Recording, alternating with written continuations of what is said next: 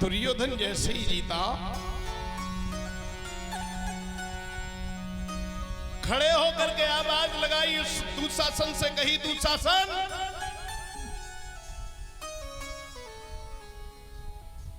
पांचाली को खींच करके मेरी सभा में लेके आओ।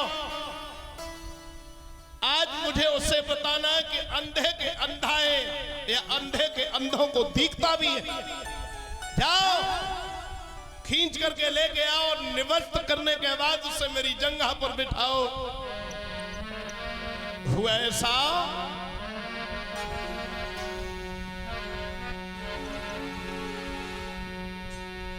हो दुशासन तैयार और पहुंच गओ रंग में ल जाई।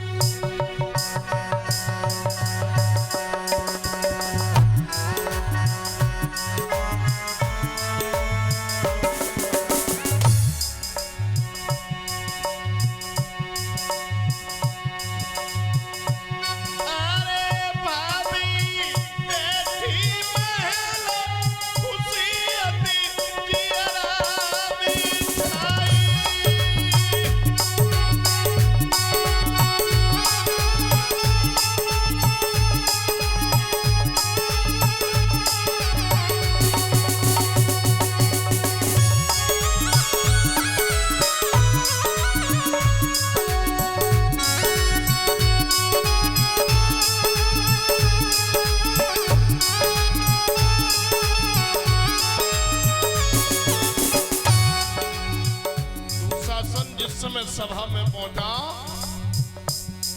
देखा कि भाभी से बातें कर रही हैं, सब लेडीज बैठी हैं। एकदम से कई भाभी तुम्हें बड़े भैया ने याद किया है और तुम्हें इसी समय चलना है। द्रौपदी ने कही मेरा काम सभा में क्या है और मैं इस समय सभा में नहीं जाऊंगी, क्योंकि रजस्वला स्त्री को सभा में जाना वर्जित है और ये सभा हमारे महापुरुषों की सभा है, जिसमें हमारे महापुरुष पितामह जैसे गुरु द्रोणाचार्य से वीर बैठे। लेकिन भैया अरे समझना पापी के आई और भाभी कहीं पकड़ी ले इस दुष्ट जाई। अरे भाभी कहीं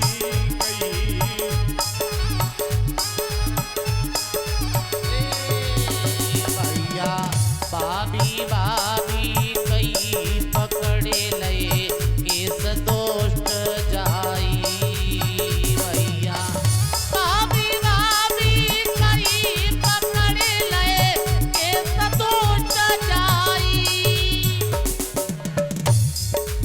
केस पकड़ लिए और इधर भानुमति भी मना कर रही है, सब दास दासियां मना कर रहे हैं, हाथ जोड़े खड़े। लेकिन दुशासन ने एक भी बात,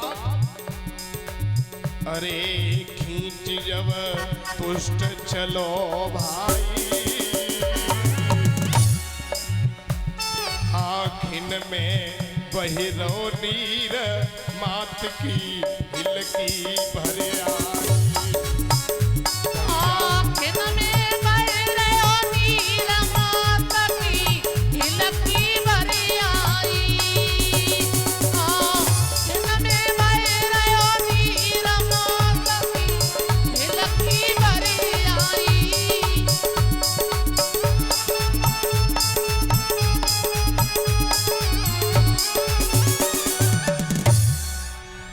आज खींचता हुआ दुशासन द्रौपदी को लेकर के जब चला, द्रौपदी मना करती जा रही है, भैया मेरा उस सभा में कोई काम नहीं है, मुझे मत ले चलो। लेकिन दुशासन ने एक न मानी। फिर अंत में दीदी ये मान नहीं रहे, समझाओ। रोको मैया, कोई तो रोको। लेकिन किसी की सुनने वाला दुशासन एकदम से कही, देवर एक बात बता दीजिए, वो अपने आप को पहले हारे या मेरे को पहले हारे? तो एकदम से दुशासन कहने लगा, भाभी वो अपने आप को पहले। तो द्रौपदी ने कही, अगर वो अपने आप पहले हार गए तो मेरे ऊपर उनका कोई अधिकार नहीं है, मैं तो उनसे अलग हूं, उनका कोई अधिकार नहीं रहा। तो मैं तुम्हारी दासी नहीं बनी, लेकिन कौन सुनने वाला? खींचते हुए केसों को पकड़ के खींचते हुए सभा में जिस समय लेकर के पहुंचा, मेरे भैया सभा में जितने भी लोग बैठे सबकी आंखों से आंसू बह रहे, लेकिन किसी में इतनी हिम्मत नहीं हुई कि जो खड़े होकर के मना करता। अगर पितामह चाहते तो खड़े होकर के एक बार मना करते, तो दुशासन शकुनी की क्या किसी की हिम्मत नहीं थी जो उनके सामने बोल पाता। लेकिन भैया यही प्रसन्न द्रौपदी ने कर दिया था। जब पितामह सरसैया पे लेटे हैं तब पितामह ने कई आंखों के सामने उपदेश दे रहे युधिष्ठिर को, तब कि आंखों के सामने अगर गलत हो रहा हो तो उसका विरोध करना चाहिए। तो द्रौपदी उस समय एकदम से ताली पीट के हंस गई, और जब हंसी पितामह की नजर गई तो द्रौपदी ने एकदम से पल्लू नीचे कर लिया, क्योंकि पितामह के सामने हंसने की, अरे भाई सामने खड़े होकर बात करने की हिम्मत नहीं थी। तो जैसे ही एकदम से पितामह की नजर गई, सही द्रौपदी ने हाथ जोड़े, पितामह धोखे से ऐसे निकल गई, माफी चाहती हूं। तो पितामह ने कही, बिटिया कुलवती स्त्री कभी भी बिना बात के हंसती नहीं है, कोई ना कोई कारण जरूर है। कारण क्या है, क्यों हंसी? उस समय द्रौपदी ने कही, पितामह उस दिन को याद करो जिस दिन मैं भरी सभा में खड़ी खड़ी हाथ जोड़ करके निवेदन कर रही थी, मेरे साथ अन्याय हो रहा था और तुम वहीं बैठे बैठे देख रहे थे, तुमने विरोध क्यों नहीं किया? और आज आप उपदेश दे रहे हो, उस दिन तुमने विरोध क्यों नहीं किया और आज उपदेश कर रहे हो? तो भैया पितामह ने एक बात कही, बेटी उस समय माहौल मेरा नहीं था और मैंने उस पापी के अन्न को खाने के बाद मेरी भी बुद्धि उसी के तरीका की। अब जितना भी मेरे अंदर बेकार रक्त था वो सब बाणों से बाहर सब निकल, उसी का दंड है जो मैं ये भुगत रहा हूं। बिटिया जीवन में उसी दुष्परिणाम का परिणाम तो यह भुगत रहा हूं।